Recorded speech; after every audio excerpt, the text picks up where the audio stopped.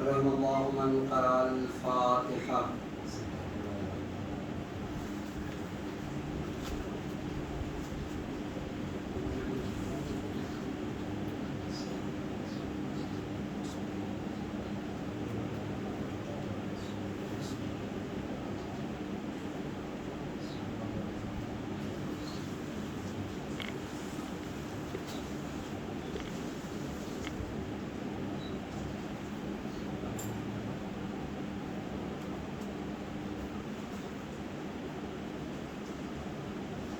لا حول ولا قوة إلا بالله العلي العظيم.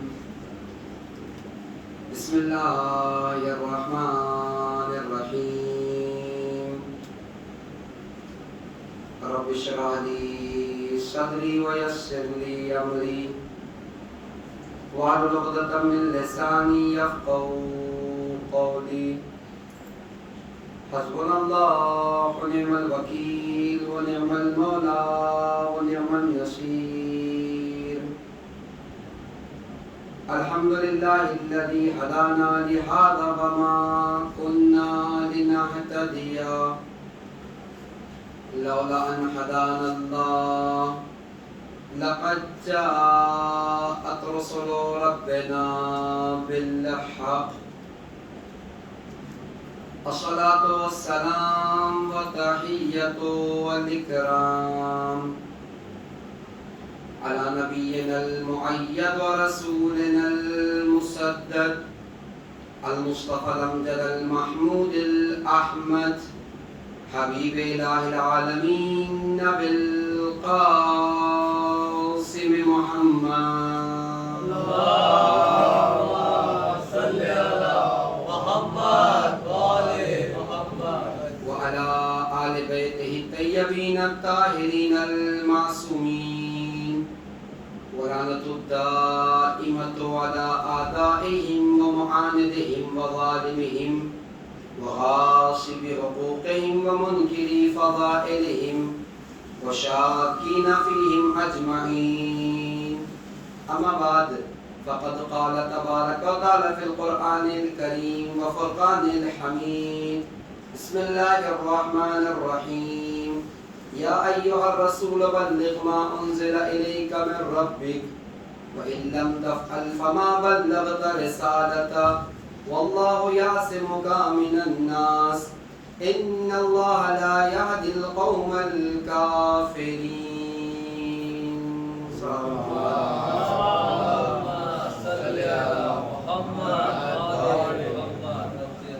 اعزائے گرامی قدر، معزز و محترم سامعین کرام،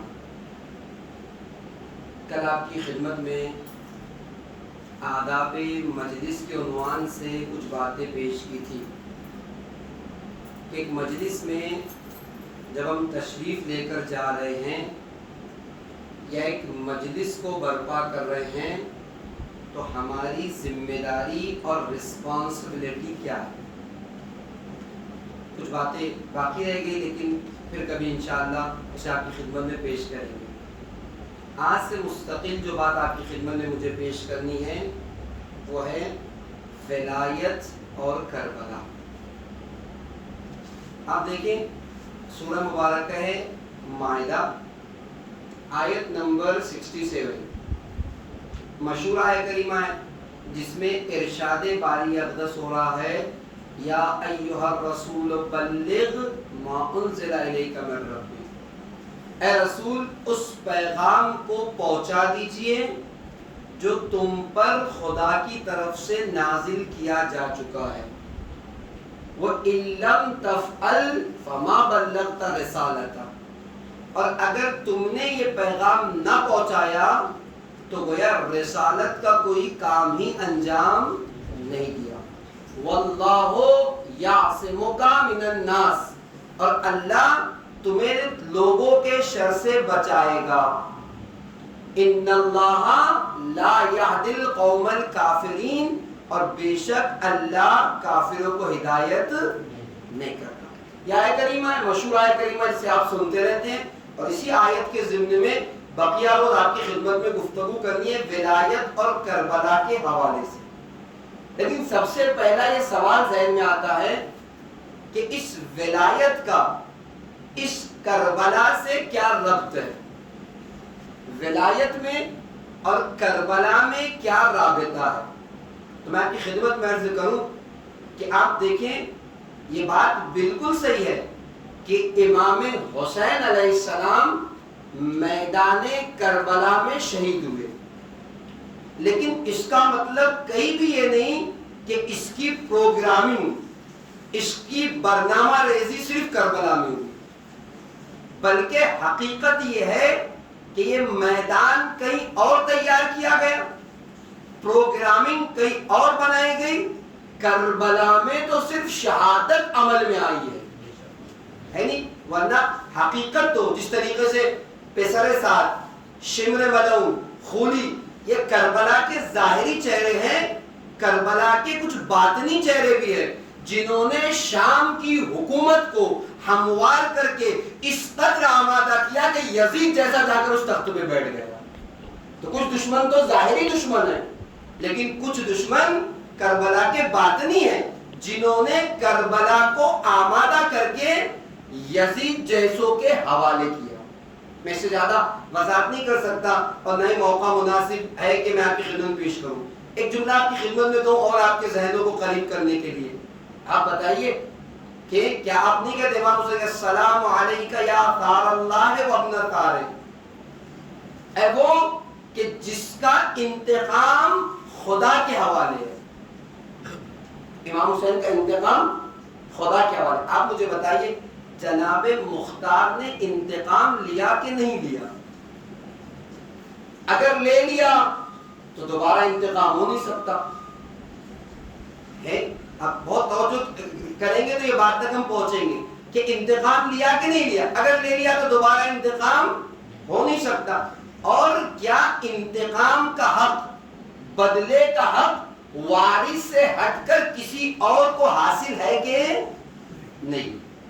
یعنی ایک گفتگو ہے، نہ میرا موضوع ہے نہ اس طرف جا رہے، صرف میں اشارہ کر رہا ہوں کہ کربلا میں امام حسین شہید ضرور ہوئے، لیکن کربلا کی پروگرامنگ کہیں اور کی جا چکی تھی۔ تو یہ انتقام جو جناب مختار نے لیا یقیناً انتقام تھا، لیکن ایک انتقام وہ ہے جب پردہ غیبت سے وارث حقیقی آئے گا، پردہ غیبت سے آنے کے بعد تو وہ جو دشمن باطنی دشمن ہے، یا لفظوں کو سمیٹ کے کہوں گڑے ہوئے مردے اکھاڑے جائیں گے اور حقیقی دشمنوں سے بدلا لیا جائے گا۔ تو کچھ دشمن ظاہری ہیں، کچھ دشمن باطنی ہیں جنہوں نے حکومت شام کو آمادہ کر کے یزید کے حوالے کیا۔ آپ لوگ مل کے ایک سلام محمد والے۔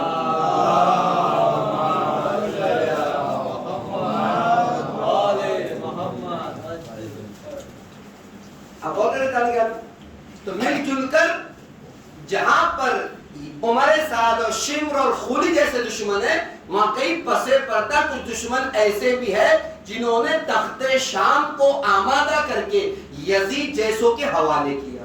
تو امام آئیں گے تو ان دشمنوں سے بھی بدلہ لیں گے کہ جنہوں نے اس طریقے کی حکومت کو آمادہ کیا۔ اور نہیں جناب، بلکہ تاریخ کربلا آپ میں صرف ربط بتا رہا ہوں کہ اس ولایت کا کربلا سے ربط کیا ہے۔ اور کربلا کی جہاں روایتیں پڑھتے ہیں، ان روایتوں میں جب امام حسین نے 12 میدان کربلا میں پوچھا کہ میری تم سے کیا دشمنی ہے، تم نے میرے اصغر کو مار ڈالا، میرے اکبر کو شہید کر دیا، میرے قاسم کی جان لے لی، میری تم سے کیا دشمنی ہے؟ آخری وقت امام سے جنگ کر رہے تھے تب بھی امام نے کہا تھا، تو کیا جواب ملا تھا؟ بغضاً لأبیک، تمہارے والد کی دشمنی ہے جس کا بدلہ تم سے لیا جا رہا ہے۔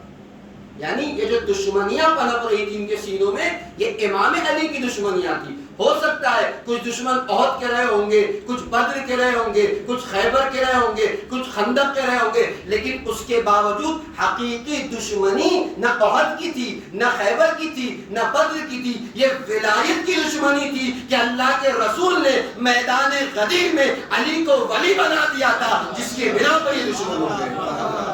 محمد والے محمد صلی اللہ محمد والے محمد حیدری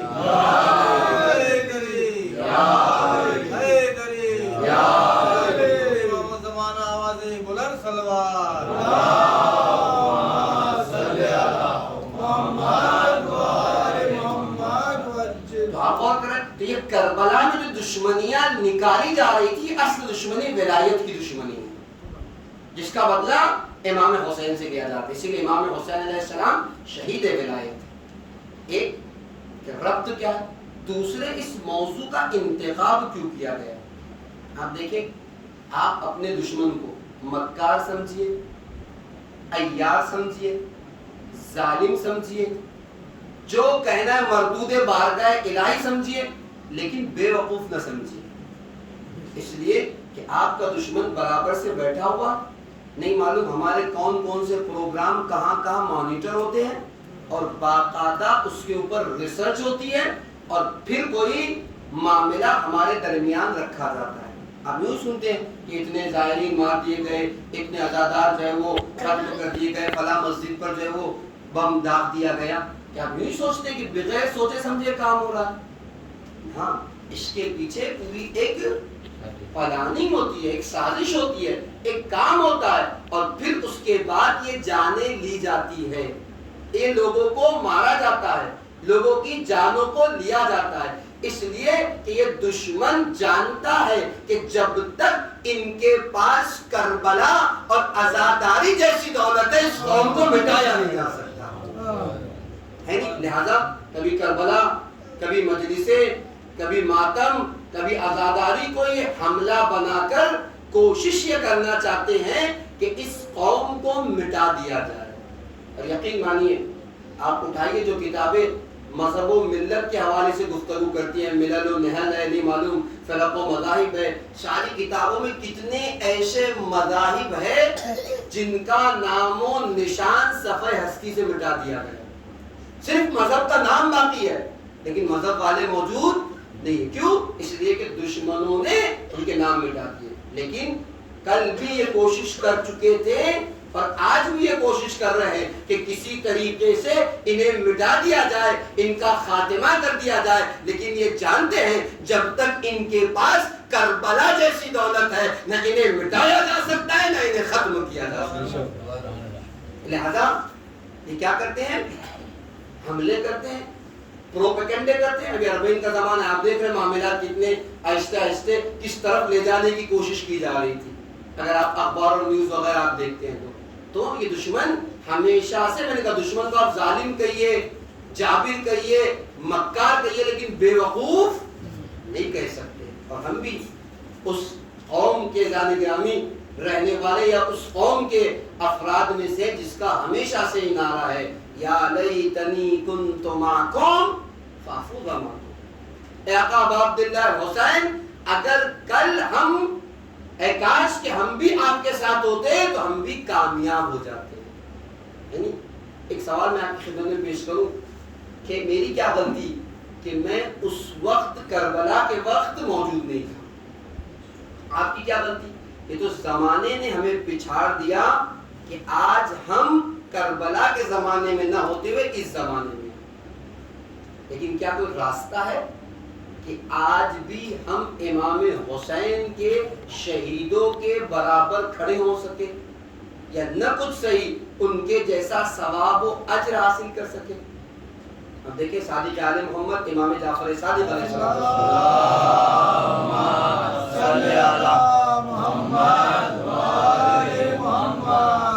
سے کسی نے پوچھا، مولا ہمیں زمانے نے یہ توفیق نہیں دی کہ ہم امام حسین کے وقت موجود ہوتے، لہذا کیا آج کوئی راستہ ہے کہ ہم امام حسین علیہ السلام کے شہیدوں کے برابر سا ثواب حاصل کر سکے؟ امام نے کہا ہاں، آج بھی ایک راستہ ہے. یاد رکھو، مقصد حسین کا دفاع کرتے رہنا. اگر اس دفاع میں موت آ جائے تو تمہارا ثواب بھی کربلا والوں کے جیسا ثواب ہے. خود امام حسین نے کیا فرماتے ہیں؟ ساعدنی فی اصلاح الدنیا، تم دنیا کے سنوارنے میں میری مدد کرو. اساعدکم فی اصلاح الآخرہ، تم دنیا سنوارنے میں میری مدد کرو، میں تمہاری آخرت سنوارنے میں تمہاری مدد کروں گا. تو مقصد امام حسین کو ہمیں بچانا. کیا مقصد ہے امام حسین کا؟ آپ سنتے رہتے ہیں، مجھے تکرار نہیں کرنی. جو خط امام حسین نے اپنے بھائی محمد حنفیہ کو لکھا تھا، اس میں یہی تو لکھا تھا مقصد کیا، انی لم اخرج اشرا ولا بطرا ولا ظالما ولا مفسدا بل انما خرجت لاصلاح امت جدی محمد صلی اللہ علیہ وسلم واريد ان اعمل بالمعروف وانهى عن المنکر واصير بسیرت جدی و ابی. میں نہ جنگ کے لیے نکل رہا ہوں، نہ فساد کے لیے نکل رہا ہوں، نہ کسی شور اور شرابے کے لیے نکل رہا ہوں. میں تو کس لیے نکل رہا ہوں؟ اصلاح امت جدی، اپنے نانا کی امت کی اصلاح کے خاطر نکل رہا ہوں. اور میرا مقصد صرف اور صرف امر بالمعروف اور نہی عن المنکر ہے. خیر میرا موضوع نہیں کہ میں اس میں رکوع نہ پیش کرتا کہ اصلاح سے مراد کیا ہے، یا امر بالمعروف اور نہی عن المنکر کی ہمارے معاشرے میں کتنی ضرورت ہے اور نہ کرنے کی صورت میں اس کے نقصانات کیا ہے. لیکن خیر اس کو بھی یہی رہنے دیتے ہیں. تو امام صادق نے کہا اگر تم مقصد حسین کی پاسداری کرو اور اسی کی پاسداری میں دنیا سے چلے جاؤ تو تمہارا اجر بھی کربلا والوں کے طریقے سے. تو یہ دشمن جانتا ہے کہ جب تک کربلا اس قوم کے پاس ہے اسے مٹایا نہیں جا سکتا، اسے خاموش نہیں کیا جا سکتا. اور یہ اس کی خام خیالی ہے. اگر وہ زائرین کو مارتا ہے، اگر وہ عزاداروں کو مارتا ہے، آپ مجھے بتائیے کیا ان کے ایک عزادار یا ایک زائر کو مارنے سے مجلس رک جاتی؟ بلکہ میں آپ سے کہوں گا جتنے وہ مارتے ہیں اتنی مجلسیں بڑھ جاتی ہیں. آج اگر مجھے مار دیا جائے ایک مجلس کے لیے کہ مجلس میں آیا تھا، تو آپ بتائیے کیا میرے مرنے سے مجلس رک جائے گی؟ آپ کھڑے ہوں گے مولانا کے سیوم کی مجلس، مولانا کے 10ویں کی مجلس، مولانا کے 20ویں کی مجلس، مولانا کے 6ویں کی مجلس. اتنی مجلسیں انعقاد کرو گے. تم نے ایک مجلس کے لیے مارا تھا، اسی نرم سے اتنی مجلسیں کرو گے کہ برداشت نہیں کر سکو. اس لیے یہ کام شہزادی زینب سلام اللہ علیہ کا ہے. تم سب کچھ مٹا سکتے ہو، ہمارے ذکر کو نہیں مٹا سکتے. دربار یزید میں بھرے مجمع میں شہزادی نے جب خطبہ دیا تو کیا کہا تھا؟ یا یزید، تو یہ چاہتا ہے کہ ہمارے ذکر کو مٹائے. جملے آپ محسوس کریں شہزادی کے، یا یزید واسے سایت، ساری کوششیں کر لے، کی قیادت اپنی ساری چالیں چل لے، واسے سایت اور اپنی ساری کوششیں کر لے، وہ ناصر جو حدت اور جتنی کوششیں کر سکتا ہے کر لے. واللہ لا تمحو ذکرنا، قسم خدا کی تو ہمارے ذکر کو مٹا نہیں سکتا. یہ جملے شہزادی کے بھرے دربار میں یزید کو خطاب کر کے، یا یزید جت قیادت واسع سایت اور ناصب جو حدت، واللہ لا تمحو ذکرنا، قسم خدا کی تو ہمارے ذکر کو مٹا نہیں سکتا. جتنی مکاریاں کرنا چاہے کر لے، جتنی کوششیں کرنا چاہے کر لے، جو حرب استعمال کرنا چاہے کر لے، تو ہمارے ذکر کو مٹا نہیں سکتا. تو دشمن یہ چاہتا ہے کہ ایک جان لے لے، چند عزاداروں کو مار دے اور مار کر اس قوم کا خاتمہ کر دے. نہیں، یہ قوم یوں ختم ہونے والی قوم نہیں ہے. یہ ذکر یوں مٹایا نہیں جا سکتا. اور یقین جانے گرامی یہ اور بات ہے کہ کس علاقے میں عزادار مارے جا رہے ہیں، کہاں پر جانے دی جا رہی ہے، اس سے کوئی فرق نہیں کرتا. ہم تو غدیری برادری کے لوگ ہیں، ہمارا کہیں بھی مرے گا تو ہمیں تکلیف ضرور ہوگی. اس سے انکار. آج بھی ہم ہمارے ان زائرین کے لیے دعائیں کرتے ہوئے کربلا مولا پہنچ گئے، اس لیے کہ ہمیں ان کے لیے درد ہے. ہماری برادری غدیری برادری ہے، دنیا میں کہیں بھی کسی کی جان جائے گی ہمیں تکلیف اور ہونا بھی چاہیے. آپ دیکھیں اللہ کے رسول حضرت محمد مصطفیٰ صلی اللہ علیہ وسلم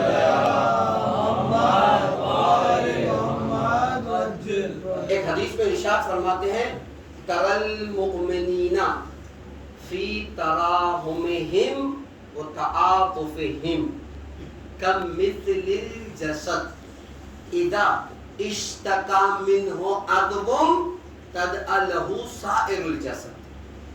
اللہ کے رسول کہہ رہے ہیں کہ اگر تم مومنین کو محبت میں اور ایک دوسرے پر رحم کرنے میں دیکھو گے تو ان کی مثال کا مثل الجسد، انسان کے جسم کی طریقے سے.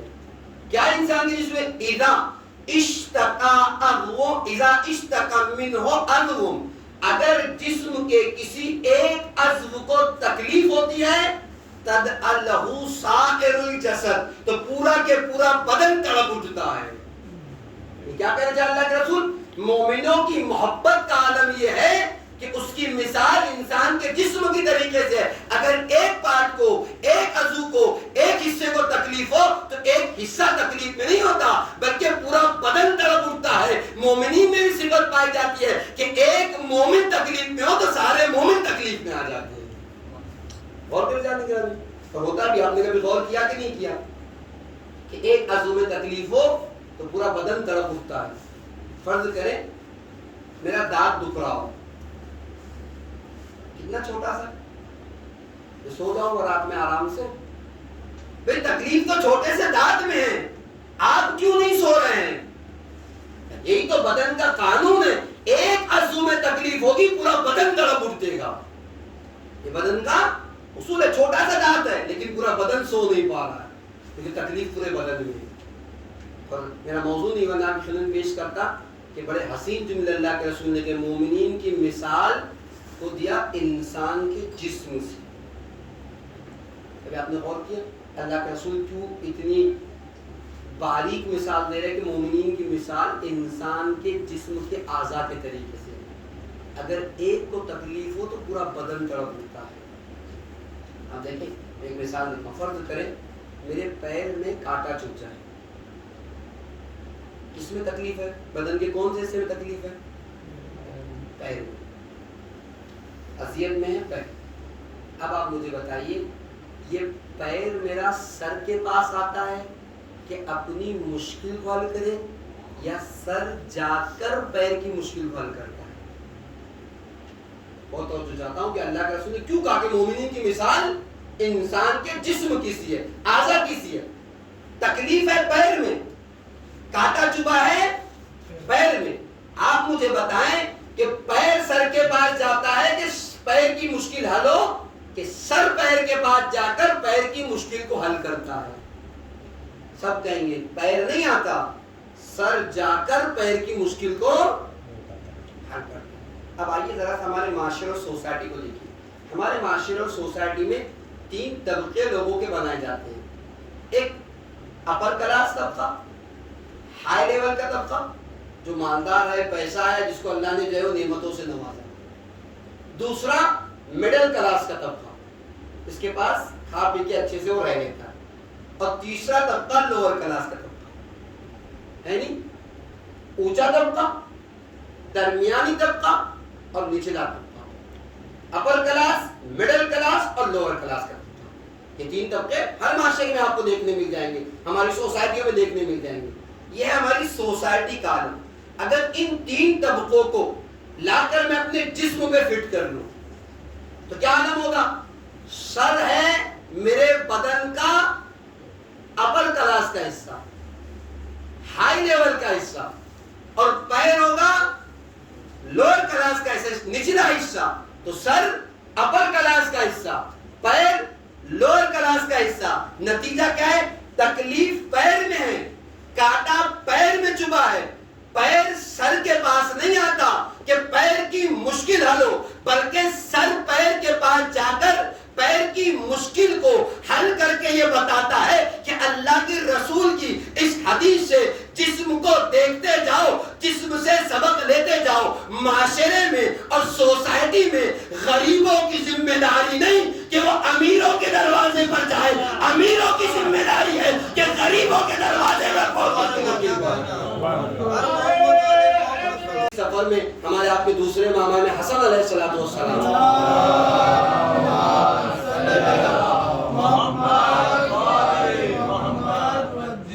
شہادت کی تذکیر ہے۔ آپ دیکھیں کتنی مرتبہ امام نے اپنے گھر کے مال کو راہ خدا میں خرچ کر دیا۔ پوچھنے والے نے پوچھا مولا آپ تو بہت خرچ کرتے ہیں، پتہ ہے امام نے کیا کہا؟ امام نے کہا میں اپنی طرف سے کچھ بھی خرچ نہیں کرتا، خدا مجھے دیتا ہے میں خرچ کرتا ہوں۔ جس دن وہ دینا بند کر دے گا تو میں بھی بند کر دوں گا، لیکن میں نہ دے کر خدا کے اوپر بے اعتمادی کا اظہار کیوں کروں؟ وہ دیتا ہے تو میں لوگوں کو عطا کرتا ہوں، ہے نہیں؟ تو یہ عمرہ، یہ جو مال ہے خدا کی امانت ہے، اسی لیے تو ایک مقام پر امیر کائنات حضرت علی ابن ابی طالب علیہ السلام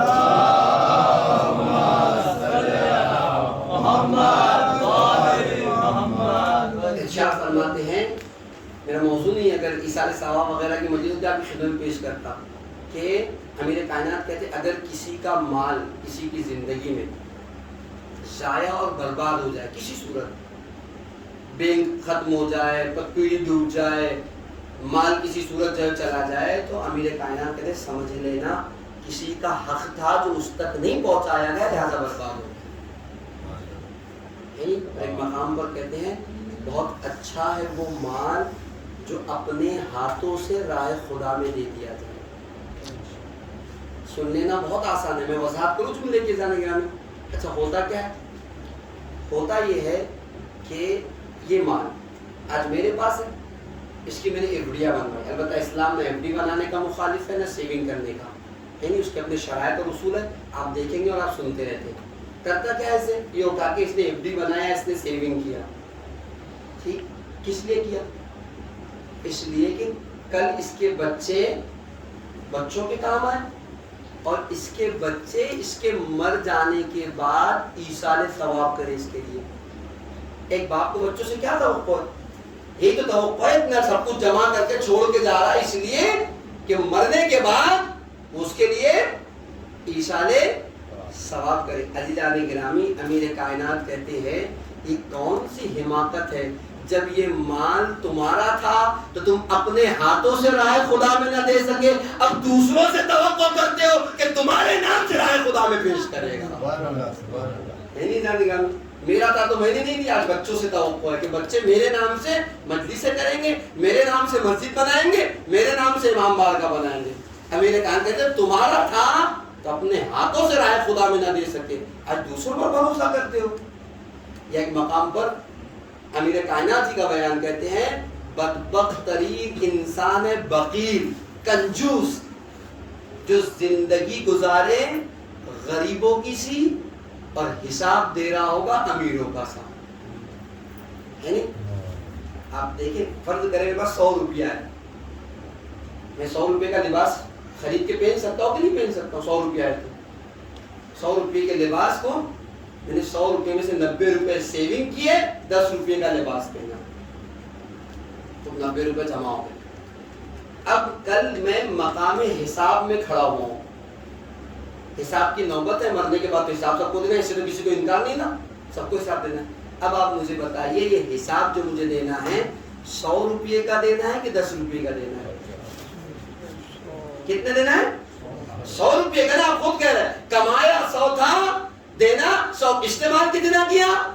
10 روپیہ۔ امیر کائنات کہتے ہیں بدبخت ترین انسان ہے بخیل، جو زندگی گزارے غریبوں کی سی اور حساب دے رہا ہوگا امیروں کا سا۔ استعمال 10 روپیہ کیا، حساب 100 روپے کا دے رہا ہوں۔ لہذا یہ مال خدا کا ہے، جتنا آپ خرچ کریں گے وہ آپ کو عطا کرے گا۔ لہذا یہ بدن انسان کا، میرا موضوع نہیں بنا، اس طرف اور بھی بہت سی باتیں ابھی خدمت پیش کرتا، یہ انسان کا بدن انسان کو تعلیم دے رہا ہے کہ غربا کی ذمہ داری، فقراء کی ذمہ داری نہیں کہ وہ امیروں کے دروازے تک جائے، امیر کی ذمہ داری ہے کہ وہ فقیروں کے دروازے تک جا کر ان کی مشکل کو حل کرے۔ ایک نہیں کتنی مثالیں تو اللہ کے رسول نے بدن سے تشبیہ دی۔ مومنین کی مثال اس بدن کی، ایک عضو کو تکلیف ہوگی پورا بدن تڑپ اٹھے گا، ایک مومن پریشانی میں سارے مومنین پریشانی میں آ جائیں گے تو اس کی پریشانی حل نہیں کر دیں گے۔ ایک مثال اور دوں، آپ دیکھیں جو لوگ چشمہ لگاتے ہیں، ٹھیک ہے نا، چشمہ کیوں لگاتے ہیں؟ مشکل کہاں ہے؟ ہاتھ میں ہے نا، آنکھ کی مشکل ہے، چشمہ کہاں لگاتے ہیں؟ آنکھ کے اوپر۔ لیکن میں آپ سے پوچھتا ہوں، یہ بتائیے یہ جو چشمے کا وزن ہے یہ آنکھ اٹھائے ہوئے ہیں یا کان اٹھائے ہوئے ہیں؟ جن لوگوں نے غور نہیں کیا کر کے دیکھ لیجیے، لوگوں کا سچ میں، یا کان اٹھائے ہوئے ہیں یا ناک اٹھائے ہوئے، یہ تو اس کے علاوہ کچھ نہیں نا۔ تکلیف کس کی ہے؟ آنکھ کی۔ وزن کون اٹھایا ہوا ہے؟ ناک یا کان؟ میں آپ سے پوچھتا ہوں، آپ نے اپنی ناک دیکھی؟ آئینہ چھوڑ کے بولیے گا۔ آپ نے اپنا کان دیکھا؟ نہیں دیکھا نا۔ نہ آپ اپنی آنکھ سے اپنی ناک دیکھ رہے ہیں، نہ آپ اپنی آنکھ سے اپنے کان دیکھ رہے ہیں، لیکن اس کے باوجود آنکھ اور کان اور ناک مدد کر کے بتلا رہے کہ یاد رکھو کسی کی مدد کرو تو اتنی خاموشی سے کرو کہ اسے پتہ بھی نہ چلے کہ کس نے مدد کی ہے۔ جانے گرامی انسان، اللہ کے رسول کہتے ہیں اس مومن کی مثال انسانی بدن کے طریقے سے ہے۔ کتنی مثالیں دوں آپ کہیے 20 منٹ تک مثالیں دیتا ہوں اس بدن سے۔ یہ زبان آخری دے دوں تاکہ تھوڑا سا آپ لطف بھی لے لیں اور بات بھی آگے بڑھے۔ آپ دیکھیے زبان انسان کی، فرض کریں میرے دانت میں کوئی چیز پھنس جائے، تکلیف ہے دانت کی، کیا رول ہے زبان کا میری؟ کیا کردار ادا کرتی ہے زبان؟ یہاں لگے گی، وہاں جائے گی، پھر پلٹے گی، پھر ادھر لگے گی، پھر ادھر لگے گی، کب تک ناچتی رہتی ہے، کب تک ٹہلتی رہتی ہے؟ جب تک کہ آپ کسی صورت دانت میں اس پھنسی ہوئی چیز کو نہ نکال لے، اس مشکل کو حل نہ کر دے۔ گویا 50 گرام کی یہ زبان درد دے رہی ہے کہ مومنوں کی ذمہ داری ہے کہ اگر کسی ایک مومن کو پریشانی میں دیکھ لے تو اس وقت تک سکون سے نہ بیٹھے جب تک اس کی پریشانی کو حل نہ کر دے۔ یہ بدن کا درس ہے۔ اللہ کے رسول کرے گا مثل الجسد اذا اشتک منہ عضب ارعلہ سائر الجسد، اگر ایک چیز کو تکلیف ہوتی ہے پورا بدن تڑپ اٹھتا ہے۔ غور کریں تو ہماری برادری غدیری برادری ہے، اور دشمن دنیا کے کسی گوشے میں بھی، جس کی بات پیش کر رہا ہوں کہ اس موضوع کا انتخاب کیوں کیا گیا، دنیا کے کسی گوشے میں بھی اگر دشمن ہمارا ایک مارتا ہے تو ہمیں تکلیف ہوتی ہے، اس لیے کہ مومن کی علامت ہے، ایمان کی علامت ہے، تکلیف ہونا بھی چاہیے جانے جانے۔ لیکن یاد رکھیے میں نے کہا دشمن آپ ظالم کہیے، جابر کہیے، لیکن دشمن ہر زمانے میں تھا اور ہر زمانے میں رہے گا، اور صرف رہے گا نہیں، ان کی روشیں بھی ایک ہیں۔ اگر آپ کل تاریخ کربلا اٹھائیں گے وہی انداز آج والوں کا، یعنی بعض باتیں ہمارے پاس مصائب میں اس لیے نہیں پڑھی جاتی کہ مصائب میں وہ ماحول نہیں بنتا۔ میں ایک روایت آپ کی خدمت میں پیش کرتا ہوں۔ آپ دیکھیں جب سرکار وفا پانی لانے کے لیے نہر فرات پہ پہنچے، مشق سفینہ کو پر کیا اور تیزی سے واپس پلٹ آئے۔ کتنے تیر ایسے ہیں جو آپ کو لگ چکے تھے، لیکن راہوار اور گھوڑے کی رفتار میں ذرہ برابر بھی کمی نہیں۔ اس منظر کو پچھلے سال میں دیکھا تو کہا ہرملا کا ہے، بلا کر ہرملا کو بلایا گیا کہ اس جوان کو دیکھ رہا کہ تیزی سے خیموں کی طرف جا رہا ہے، کوئی کام ایسا کر کہ اس کے قدم رک جائیں۔ آپ جانتے ہیں ہرملا نے 3 تیر جو ہے بڑے مشہور چلا ہے، اور آپ مسائل میں سنتے رہتے ہیں۔ ایک جناب علی اصغر کے ٹائم پہ امام حسین علیہ سرکار وفا کے کہتا ہے کہ کوئی کام ایسا کر کہ اس کے قدم رک جائے۔ پتہ ہے اس نے فوراً تیر چلے کمان میں نہیں چھوڑا، اس نے کھڑے ہو کر سرکار وفا کو غور سے دیکھا۔ کہتا ہے کہ تیر مار کے تو فائدہ نہیں، تیر تو اس کے بدن پہ لگے ہوئے ہیں، اس کے راہوار کے رفتار میں ذرہ برابر بھی کمی نہیں ہے۔ غور سے دیکھتا ہے کہ کون سی چیز ہے جو اسے طاقت عطا کر رہی ہے، جس کے سہارے یہ آگے بڑھا جا رہا ہے۔ اور اس نے جب سرکار وفا کی اس عالم کو دیکھا ہے تب اس نتیجے پہ پہنچا کہ مشق سکینہ ہے جس کے تحفظ کے ساتھ یہ آگے بڑھ رہا ہے۔ اب جو تیر چلایا جس میں اتھرے سرکار وفا پہ نہیں بلکہ تیر کو مشق سکینہ پر مارا ہے، اور جب پانی بہا تو آپ جانتے ہیں کہ سرکار وفا کی آس ٹوٹ گئی۔ کہنے کا مقصد یہ ہے کہ کل کا دشمن جس طریقے سے بیٹھتا تھا، دیکھتا تھا، سوچتا تھا اور پھر کسی نتیجے تک پہنچتا تھا، آج کا دشمن بھی یہ نہ سمجھے گا کہ بے وقوف ہے، بیٹھتا ہے، سوچتا ہے، ہمارے معاملات کو دیکھتا ہے، ہمارے جلسوں کو دیکھتا ہے اور پھر اس نتیجے کے پر پہنچتا ہے کہ جب تک اس قوم کے پاس ولایت اہل بیت جیسی نعمت ہے اس قوم کا کچھ بھی بگاڑا نہیں جا سکتا۔ کوئی کہتا کہ ہم نے تو سنا کہ کربلا سے ہم زندہ ہیں، مجلسوں سے ہم زندہ ہیں۔ میں نے بھی پیش کیا آپ کی خدمت میں کہ کربلا بھی نتیجہ ہے اس ولایت کا۔ اگر ولایت نہ ہوتی تو شاید کربلا میں دشمنیاں جو ولایت کے کربلا بھی نہ دی جاتی۔ غور کریں، لہذا ان دنوں میں آپ کی خدمت میں مجھے ولایت اور کربلا کو پیش کرنا ہے۔ اس کے لیے میں نے آپ کی خدمت میں سورہ مبارک مائدہ کی آیت نمبر 67 کی تلاوت کی. اس لیے یہ ولایت وہ ہے جو ہماری بقا کا راز ہے، نہ ہماری بقا کا راز، رسالت کی بقا کا راز ہے.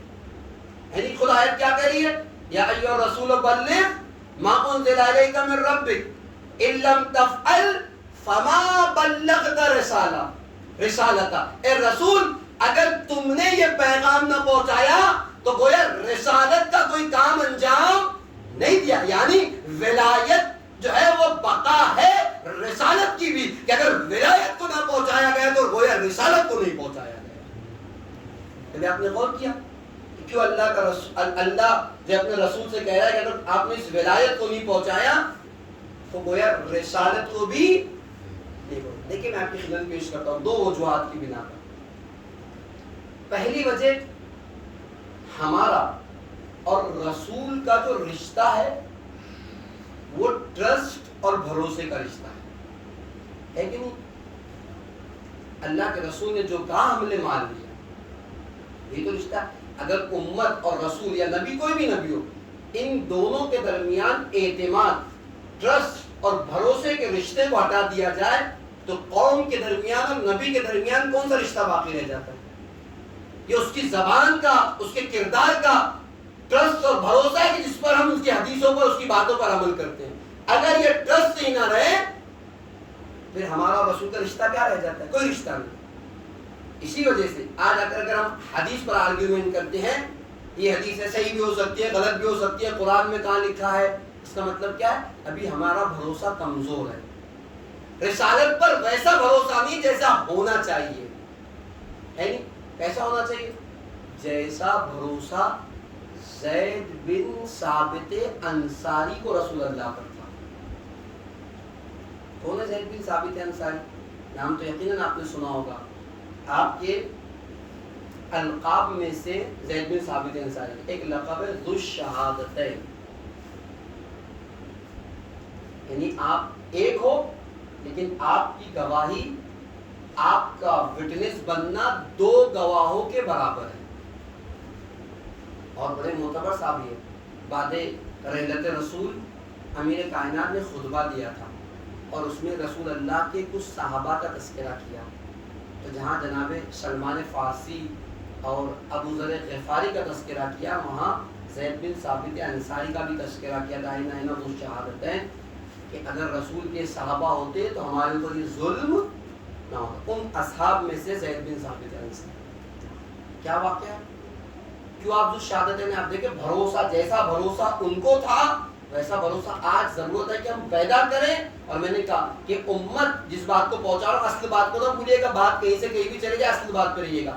ہمارا اور رسول کا یا کسی بھی قوم اور اس کی نبی کا جو رشتہ ہوتا ہے وہ ٹرسٹ اور بھروسے کا رشتہ ہوتا ہے. کیا ہے؟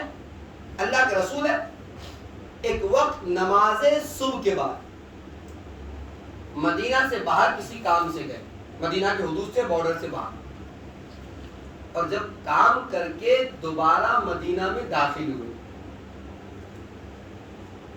چند قدم مدینہ کے حدود میں چلے تھے تو کیا دیکھا؟ ایک یہودی ہے جو ایک تندرست گھوڑا لے کر چلا جا رہا ہے، صحت مند گھوڑا اور سفید کلر کا گھوڑا.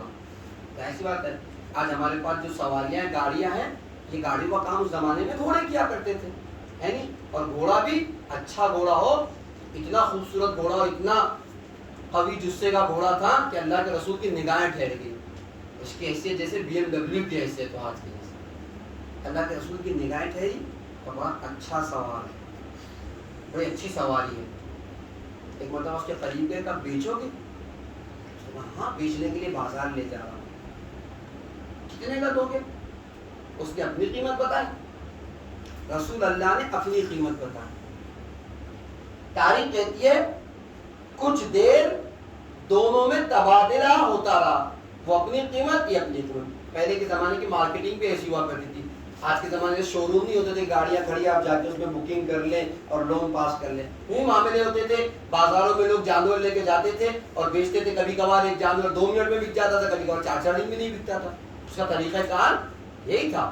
اور بعض ہمارے پاس یہ مسکانسیپٹ ہے کہ اگر انسان متقی ہے مومن ہے تو اس کے پاس گاڑی نہیں ہوگی, اچھا گھر نہیں ہوگا, جبکہ اسلام میں ایسی کوئی فکر نہیں ہے, بلکہ خود اللہ کے رسول حضرت محمد مصطفیٰ صلی اللہ علیہ وسلم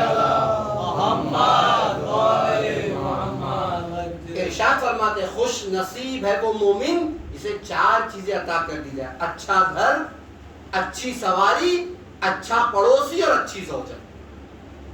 4 چیزیں جسے عطا ہو اللہ کے رسول کہتے ہیں خوش نصیب ہے وہ مومن. اس کے بعد اچھا گھر ہو, اچھی سواری ہو, اچھا پڑوسی اور اچھی زوجہ. اب اگر اسلام نے کہیں بھی روکا نہیں. خیر اللہ کے رسول بیچو گے, دونوں میں قیمتوں کا تبادلہ ہوا. نتیجہ یہ ہوا کہ ایک قیمت پر آ کر معاملہ طے ہو گیا. اب جب معاملہ ڈن ہو گیا تو اللہ کے رسول نے کہا دیکھو میں یہ گھوڑا خریدنے کے لیے چلا تو نہیں تھا, میں تو کسی اور کام سے آیا تھا, لیکن چونکہ تمہارا گھوڑا مجھے اچھا لگا ہے لہذا میں خرید رہا ہوں. ہمارا معاملہ طے ہو گیا. اتنا کرو کہ چل کر تم اس کی ڈیلیوری ہمارے گھر پہ دے دو, وہاں سے پیسہ لے لو, معاملہ ختم ہو جائے گا. سمجھ میں آنے والی بات تھی. اس نے کہا ٹھیک ہے میں گھر چل کے پہنچا دیتا ہوں, آپ مجھے پیسہ دے, گھوڑا آپ کا پیسہ میرا. اچھا ایک سوال ہے, البتہ موضوع نہیں ہے, کن کن باتوں کو روکا جائے. آپ دیکھیں اللہ کے رسول کی ولادت کہاں ہے؟ مکے میں, لیکن خانہ خدا کے قریب رسول اللہ کا گھر نہیں ہے. اور ہجرت کر کے آپ مدینے میں آئے, آپ کا گھر مسجد نبوی کے پاس. کیوں ہے؟ اس کی وجوہات البتہ پھر کبھی آپ کی خدمت میں پیش کریں گے, ابھی ساری باتیں نہیں.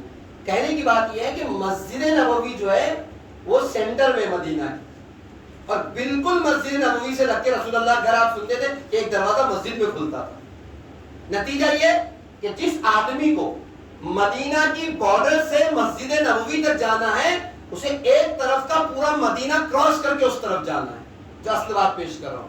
اور اتفاق ایسا ہے کہ اسی راستے میں جانوروں کا بازار ہے. نہیں معلوم آج کس طریقے سے آپ کے ابھی بھی بعض علاقوں میں جیسے ہماری طرف ہے, مثلا سنڈے کے دن جو بازار لگتا ہے لوگ اپنا جانور لاتے ہیں, بکری, بھیڑ, گائے, بھینس, اور اسے بیچتے ہیں. نہیں معلوم آپ کے علاقے میں تو طریقہ ہوتا تھا اس زمانے میں بازار کا, وہی جانوروں کا بازار تھا اسی درمیان راستے میں. معاملہ طے ہوا. اب یہ خوشی خوشی اس کا گھوڑا صبح صبح بک گیا, اسے نہ بازار میں جانا پڑا نہ محنت کرنی پڑی. یہ خوشی خوشی گھوڑا لے کے تیزی سے آگے بڑھ رہا ہے. یعنی شاید انہی دنوں کے لیے کہا جاتا تھا گھوڑے بیچ کر سونا, کہ چلو جلدی سے بیچا جائے اور جا کے سو جائے. خیر تیزی سے چلنے لگا. اچھا اللہ کے رسول کی سیرت میں اگر آپ دیکھیں گے, اللہ کے رسول کی سیرت میں ہے کہ ہر کام اللہ کے رسول میانہ روی کے ساتھ کرتے تھے. یعنی حتیٰ چلتے بھی تھے تو نہ زیادہ فاسٹ چلتے تھے نہ زیادہ آہستہ, درمیانی روی سے چلتے تھے. حدیث بھی ہے خیر الامور اوسطها, بہترین کام وہ ہے جو میانہ روی سے انجام دیا جائے, نہ اس میں افراط ہو نہ تفریط ہو, نہ زیادتی ہو نہ کمی ہو. جو بھی کام دنیا کے فیصلے بھی ہو تو میانہ روی کے ساتھ, حتیٰ خرچ بھی ہو تو میانہ روی کے ساتھ. ایسا بھی نہیں کہ ایک دم اسراف کر رہے ہیں اور ایسا بھی نہیں کہ ایک دم کنجوس بنے بیٹھے ہیں. تو ہر معاملات میں میانہ روی بہترین چیز ہے, اللہ کے رسول سے اپنا دیتے. اللہ کے رسول اپنے خاص روش سے چل رہے ہیں, اور جس کا گھوڑا بکتا ہے یہ تیزی سے رسول اللہ کے آگے آگے چلا جائے گا. اتفاق یہ ہوا کہ اس کا گزر اس جانوروں کے بازار سے ہوا. جیسے جانوروں کے بازار سے اس کا گھوڑا بہت اچھا تھا, میں نے کہا سفید کلر کا گھوڑا اچھا مانا جاتا تھا اور تندرست بھی تھا. اب وہاں پر جو تاجر اور بیوپاری اور جو حضرات کھڑے تھے ان کی نگاہ پڑی, واہ جانور تو بہت اچھا ہے, گھوڑا تو بیچو گے؟ نہیں بیچیں گے. بیچو گے کیونکہ معاملہ کر چکا ہے, کیسے بیچتا, بیچو گے. آگے بڑھ گیا. اچھا وہ لوگ بھی تاجر تھے, بزنس مین تھے. جب دیکھا کہ بیچنے کے لیے تیار نہیں ہے تو ایک تاجر اس میں سے کہتا ہے اتنا دوں گا. اب یہ نہیں کہتا بیچو گے, قیمت کہتا ہے اتنی قیمت دوں گا. نہیں, دوسرا کہتا اتنی دوں گا. اب یہ قیمتیں بولی جانے لگی, یہ بازار سے گزرا ہی نہیں کہ قیمتیں سے کہاں سے ٹکرانے لگی. اور کچھ ہی دیر ہوئی تھی کہ ایک قیمت اس کے کانوں سے ایسے ٹکرائے جو رسول اللہ کی قیمت سے زیادہ تھی. اب کیا ہونا چاہیے؟ پیسوں میں طاقت ہی اتنی ہے, پھر بھی وہ یہودی تھا. آج اگر مومن سے کہا جائے کہ خمس کی رقم ادا کر دو تو اس کے قدم لڑکھا جاتے ہیں. چلے جائے کہ یہودی فلاں مان لے دو فلاں, تو پیسے میں طاقت اتنی ہے کہ انسان اس کے بغیر رہتا ہی نہیں. خیر رک گیا, اچھا تم اتنا دو گے, اب نیلام کرنا, تم کتنا دو گے, تم کتنا دو گے, اب یہ بولیاں لگانے لگا اور قیمتیں بڑھتی جا رہی.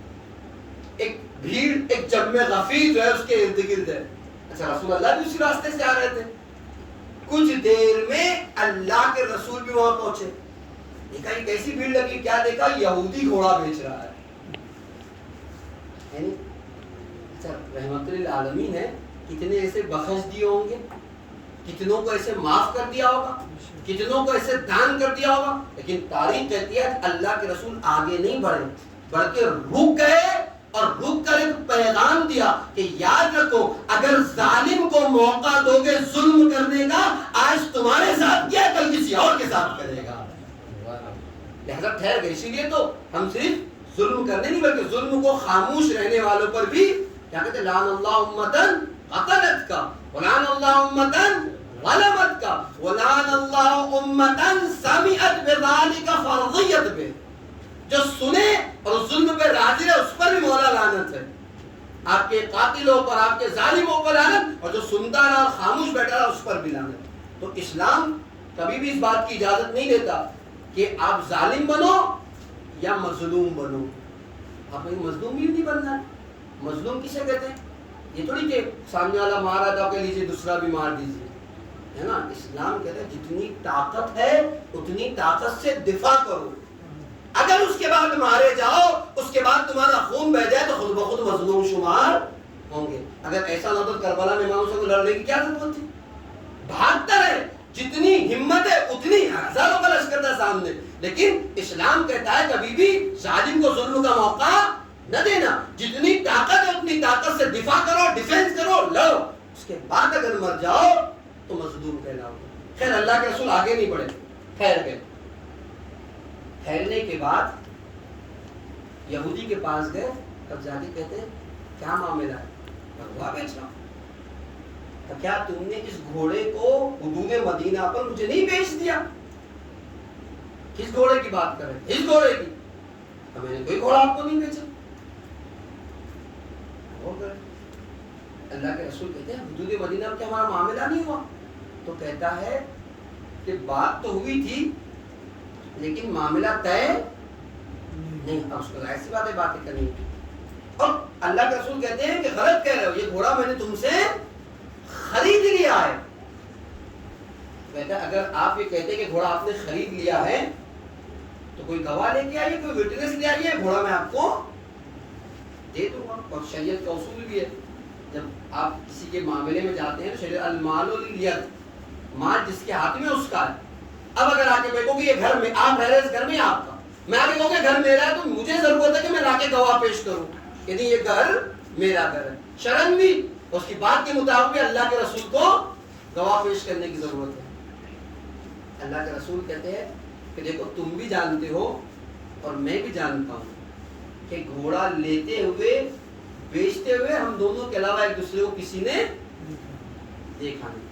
اچھا رسول اللہ کی اور اس یہودی کی جو باتیں ہو رہی ہے اسی درمیان میں بڑا مجمع جمع ہو گیا. اچھا مجمع نہیں, مجمع میں بڑے بڑے صحابہ جو نام کے صحابہ ہیں وہ سب بھی آ کر جمع ہو گئے. اب جب اس نے کہا کہ اگر آپ کو کہتے ہیں کہ گھوڑا آپ کا ہے تو لائیے دلیل دیجیے, گواہ دیجیے, گھوڑا میں آپ کے حوالے کر دوں گا. اللہ کے رسول نے مجمع پہ نگاہ کی اور نگاہ کر کے کہتے ہیں تم میں سے کوئی ہے جو اس بات کی گواہی دے کہ یہ گھوڑا میں نے اس یہودی سے خرید لیا ہے؟ ایک بات آپ کی خدمت کہوں, ایک ہوتا ہے متقی اور ایک ہوتا ہے سپر متقی. ہے نہیں, یوں تو دین کی بے حرمتی کرتا رہے, دین کو پامال کرتا رہے چلتا ہے, جب اپنے اوپر بنتی ہے تو پھر اسے جو ہے وہ دین یاد آنے لگتا ہے.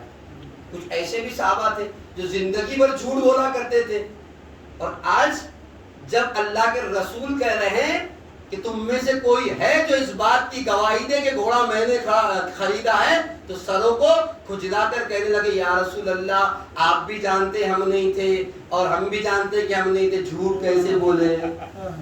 آپ ہی نے تو کہا تھا جھوٹ بولنا۔ میں نے کہا زندگی بھر جھوٹ بولنے والے اس تقوی یاد آ رہا ہے، آپ ہی نے تو کہا تھا۔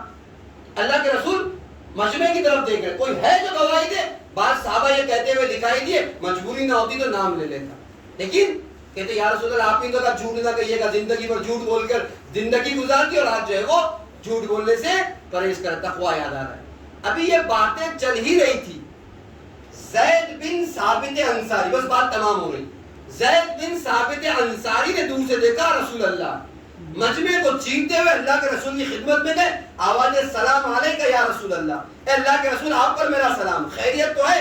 اللہ کے رسول نے جواب دیا وعلیکہ السلام یا زید بن ثابت، خیریت یا رسول اللہ؟ کہا خیریت ہے، حدود مدینہ پر اس یہودی سے میں نے یہ گھوڑا خرید لیا، چونکہ میں گھوڑا خریدنے کے لیے نہیں چلا تھا، میرے پاس پیسے نہیں تھے، میں نے اس سے کہا کہ تم گھر چل کے ڈیلیوری دینا، مجھے گھوڑا لینا، میں تمہیں پیسے دوں گا، لیکن یہ درمیان بازار میں آ کر اپنی بات سے مکر گیا ہے اور اب مجھ سے کہہ رہا ہے کہ اگر تم کہتے ہو کہ گھوڑا میں نے تم سے خریدا، تم نے مجھ سے خریدا ہے تو گواہ اور وٹنس لے کے آؤ۔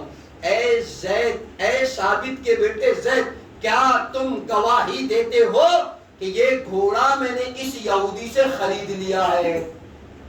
زید بن ثابت انصاری کہتے یا رسول اللہ اگر آپ کہہ رہے ہیں کہ اس نے گھوڑا آپ کو بیچ دیا ہے تو آپ نے خرید لیا ہے، آپ کہہ رہے ہیں تو میں گواہی دیتا ہوں کہ آپ نے گھوڑا اس سے خرید لیا۔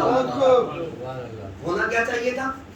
یہودی کراس کوشچن کرتا، یہودی مجھ کے کہتا کہ تم نہیں تھے، تم نے کیسے گواہی دی؟ اس سے پہلے کہ یہودی کچھ بولتا اللہ کے رسول بول پڑے زید تم بھی جانتے ہو کہ میں تم وہاں نہیں تھے جب میں گھوڑا خرید رہا تھا، پھر کیسے گواہی دے رہے ہو کہ یہ گھوڑا میں نے اس سے خرید لیا ہے؟ زید بن ثابت انصاری کہتے ہیں یا رسول اللہ اس گھوڑے کی حیثیت کیا؟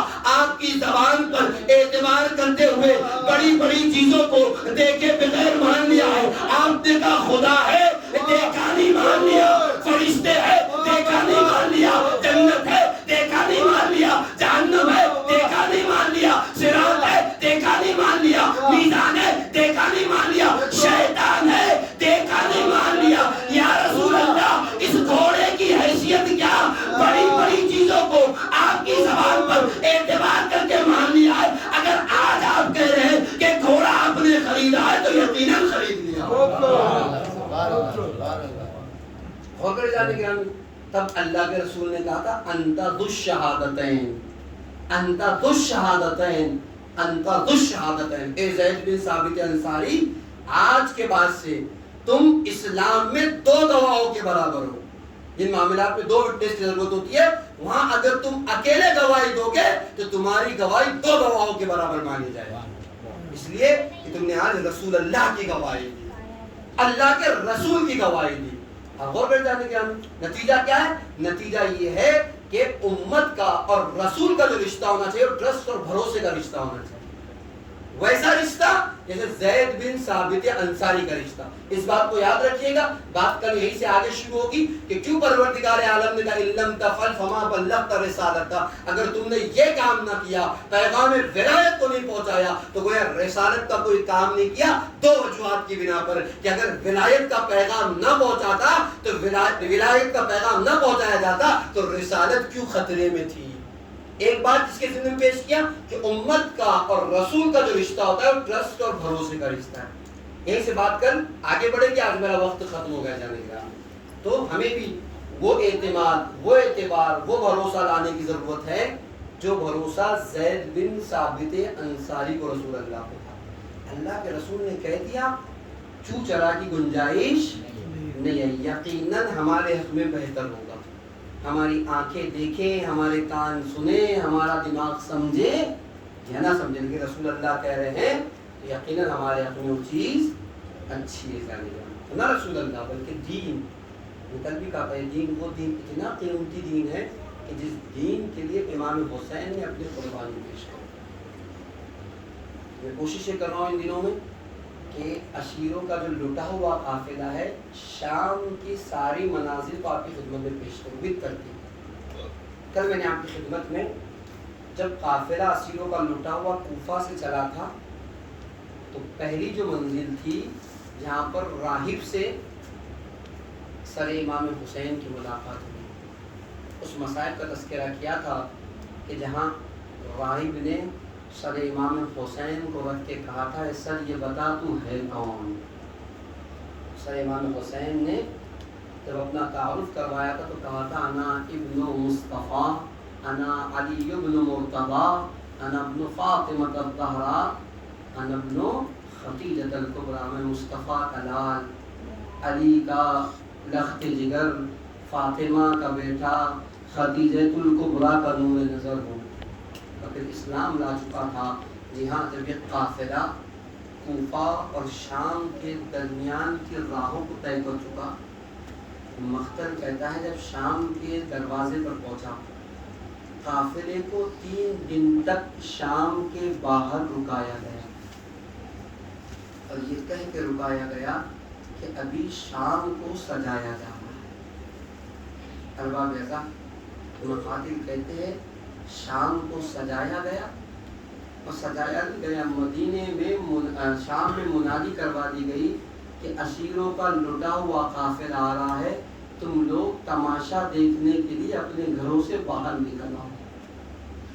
ارباب ایسا مختل کہتا ہے جب 3 دنوں کے بعد شہزادیاں شام میں داخل کی جا رہی ہے تو عالم یہ ہے کہیں سے ڈھول کی آواز ہے، کہیں سے تاشے بجائے جا رہے ہیں، اور حد ہو گئی یہ بیویاں، یہ عورتیں جو اپنی اپنی چھتوں پر تماشا دیکھنے کے لیے آئی تھی، شہزادیوں کو دیکھتی تھی تو تالیاں بجاتی تھی. اللہ اللہ مختل کہتا ہے نہیں معلوم کس عالم میں شہزادیاں شام کے اس بازار میں داخل ہوئی جسے بازار شام کہا جاتا ہے. گھروں کی چھتوں سے لوگ دیکھ رہے تھے، نبی اور علی کی بیٹیاں تھی، بے مخنا وہ چادر بازار شام میں داخل ہو گئی. بس ایک روایت پیش کر کے مسائل کو تمام کرتا ہوں. سہل ساعدی ہے، رسول اللہ کے صحابی ہے، وہ کہتے ہیں کہ میں بیت مقدس کی زیارت کے لیے گیا ہوا تھا اور 2 ہی دن ہوئے تھے کہ شام میں آیا تھا. جب شام میں پہنچا ہوں اور اس دن میں نے جب یہ لٹے ہوئے قافلے کو دیکھا، لوگوں کے ہجوم کو دیکھا، لوگ جشن منا رہے تھے، ہنگامہ تھا. ابھی میں چاہ ہی رہا تھا کہ کسی سے بڑھ کے پوچھوں یہ کیا ماجرا ہے، یہ کیسا قافلہ ہے، یہ کون لوگ ہیں. تو اچانک سے ناقے کی پشت پر پیچھے کی طرف بیٹھی ہوئی ایک خاتون کی آواز میرے کانوں میں آئی، اے سہل سعدی ذرا ادھر تو آنا.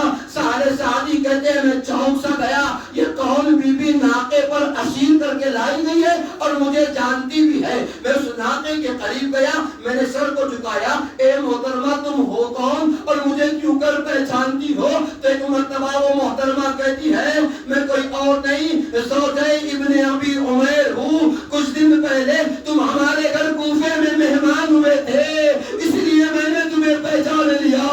سہل سعدی کہتے ہیں اے محترمہ تمہارا یہ کیا حال ہو گیا؟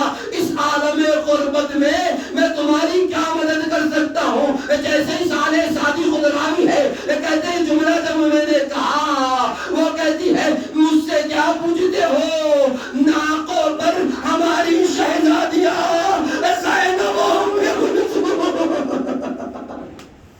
مختل کہتا ہے جیسے ہی سہل سعدی کہتے ہیں میں نے زینب ام کلثوم کا نام سنا، اپنے سروں کو پیٹنا شروع کیا، چہرے پہ ہاتھ مارتا جاتا تھا. یہ کیا ہو گیا؟ آل رسول کیوں کر بے مخنا وہ چادر شام کے بازار میں لائی گئی. جب میں نے دیکھا کہ ساری سروں سے چادریں نہیں ہیں، میں شہزادی کی خدمت میں نہیں گیا، جلدی سے بھاگتا ہوا گیا اور میں نے 4 چادروں کا انتظام کیا. 4 چادریں لے آئی اور لانے کے بعد شہزادی زینب کے ناقے کے قریب گیا معلوم کر کے کہ کون سا ناقہ شہزادی کا ہے، اور ہاتھوں کو بڑھا کے شہزادی کی خدمت میں کہا السلام علیکہ یا بنت علی، اے علی کی بیٹی آپ پر سلام. ایک مرتبہ شہزادی زینب کہتی ہے اے آنے والے مرد مومن تو کون ہے؟ اس عالم غربت میں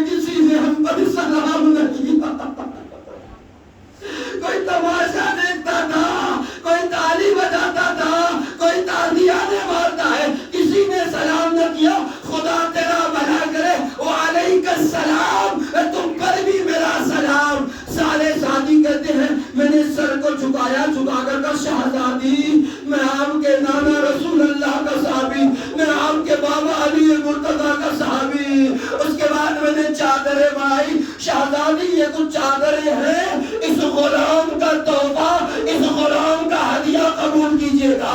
مختل کہتا ہے شہزادی نے ایک چادر لی, اپنے سر پہ رکھا, کچھ چادریں آگے والے ناقوں کی طرف بڑھا دی. مختل کہتا ہے جیسے ہی چند بیویوں نے اپنے سر پہ چادر لی, شمر ملعون نے دیکھ لیا کہ نیزوں کی ہنی بڑھاؤ اور ان چادروں کو چھین لو. سالے سائدی کہتے ہیں مجھے نہیں معلوم تھا میرا چادریں دینا ان بیویوں کے لیے قیامت ہو جائے گا. نوکے کی نیزے کی ہنیاں بڑھائی گئی, سر سے چادریں چھینی جانے لگی. نیزے کی ہنی ایک بیوی کے پہلو پہ لگی, بیوی نے ہاتھ رکھا, آواز دے کے کہتی ہے واہ محمدہ, واہ علیہ, واہ حسینہ, واہ عباسہ. میں نے معلوم کیا یہ کون بیوی ہے. کسی نے کہا یہ کوئی اور نہیں, علی کی چھوٹی بیٹی کلثوم ہے. نیزہ بڑا, چادریں چھین لی گئی. الا لعنت اللہ علی القوم الظالمین. سيعلم الذين ظلموا أيام منقلب ينقلبون. الہی بقدرہ و بها و بالها و بنیها سر المستودع یا پروردگارہ ہمارے آنسو کو رومال شہزادی میں لگا عنایت فرما.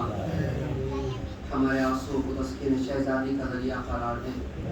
قلب نازنین امام کو ہم سے راضی و خوشنود فرما. امام کی دعاؤں میں ہمیں شامل حال فرما. غیبت امام اپنی ذمہ داری کو پورا کرنے کی توفیق کرامت فرما. سامعین میں, مومنین میں پروردگار خصوصاً مومنین جو منظور نظر ہے, بیمار ہے میرے معبود, سب کو صحت کاملہ و عاجلہ عنایت فرما. جو مومنین مقروض اور ان کے قرضوں کو خزانہ غیب سے ادا فرما. جو مومنین بے روزگار میں برسر روزگار فرما. جو برسر روزگار ان کی روزگاری میں ترقی عنایت فرما. جو مومنین بے اولاد ہے انہیں اولاد صالحہ عنایت فرما. جو صاحب اولاد ہے ان کی اولاد کو صالح بنا دے. جو مومنین صاحبان دختر ان کو اپنی ذمہ داریوں سے سبکدوش فرما. میرے معبود ان آنسوں کے بعد فرش عذاب پر جن حضرات نے ہم سے التماس سے دعا کے لیے کہا ہے ان کی تمام دلی دعاؤں کو مستجاب فرما. ان کی تمام مشکلات کو برطرف فرما. ان آنسوں کے بعد جو دعائیں دل میں لے کر ہم سے قبول و مستجاب فرما. جو دعائیں رہے گی اسے قبول و مستجاب فرما. سامعین جلسہ, بانیان جلسہ کی تمام دلی مرادوں کو پورا فرما. ان کی تمام مشکلات کو برطرف فرما. منتقم خون امام حسین یوسف زہرا امام زمانہ کے خون میں تعجیل فرما. امام کے مخلص غلاموں میں ہمارا شمار فرما. ربنا تقبل منا انک انت السمیع العلیم.